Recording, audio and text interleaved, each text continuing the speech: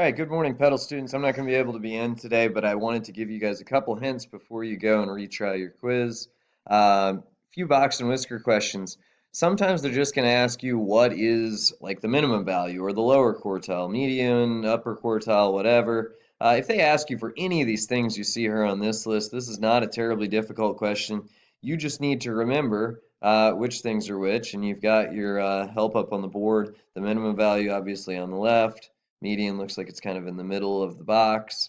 Um, Maximum value way over on the right, and then the quartiles are kind of like the end of the first quarter and the end of the third quarter here and here.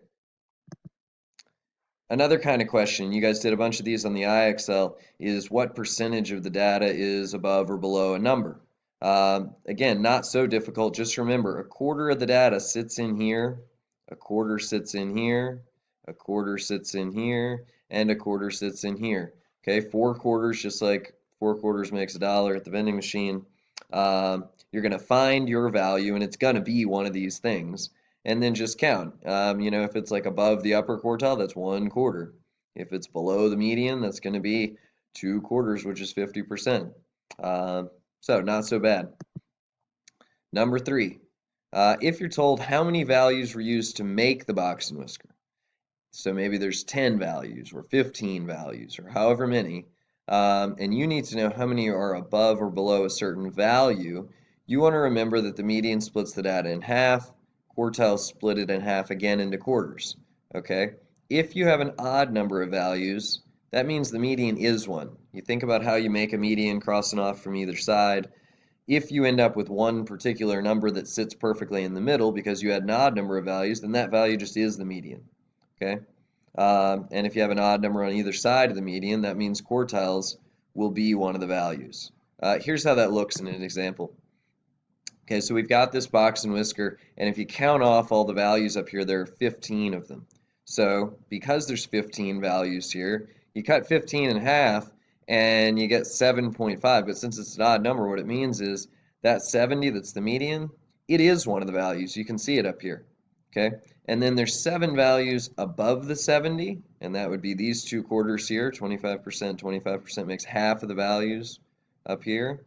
And then below the 70 would be 7 values. So that half of the data is over here on the left. And then since 7 is odd, we had 7 above the 70. Okay, that splits into a 3.5, which means this 92 is a value also.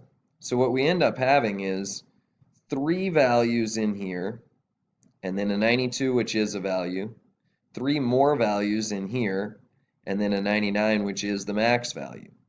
Okay, so if you count them all up, you'll get 15 values, including all 5 of these key points. So all the numbers you see here, 99, 92, 70, 39, and 4, these all actually are values on this particular graph because it broke down into odd numbers like that. And then you would have 3 sitting in here somewhere, 3 in here somewhere, 3 in here, and 3 in here, and you end up with your total being 15.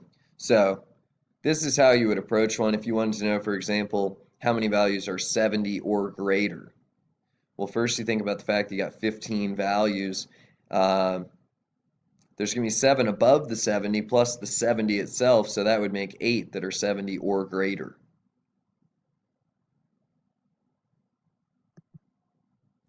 All right, last type of question is probably the highest level of difficulty, and this is if we added another value, how would the box and whisker plot change? Keep in mind a few key things. Some of this you're going to have to kind of think about for yourself, but remember, you don't know the mean from a box and whisker, so it's probably not the answer. The mean is just something you can't quite get from a box and whisker plot, so that's not going to be your answer generally. If you add a number that is equal to the median, and I think there's a question like this on your quiz, if you add another number, another value that's exactly the same as the median, well, it's just going to go right in the middle and it won't change the median. So the median will stay the same if you just add another value that's equal to it. Another one to remember, a number below the previous minimum or above the previous maximum. So a really small number that makes a new minimum obviously would stretch the thing to the left. A new maximum that's really big and off to the right would stretch it to the right, and this would also increase the total range. The range would be bigger if you had a new small minimum or a new big maximum. And lastly, the more values you stack in there close to the median, um, it makes the interquartile range smaller, okay? Because you've got more values that are close to the median, and so you're going to get a smaller box and a smaller interquartile range. All right, hopefully these hints are helpful as you do the quiz again. If you need me to reset it for you, please send me an email. I have a sick daughter at home, and that's the reason I'm home, but I'll be checking email.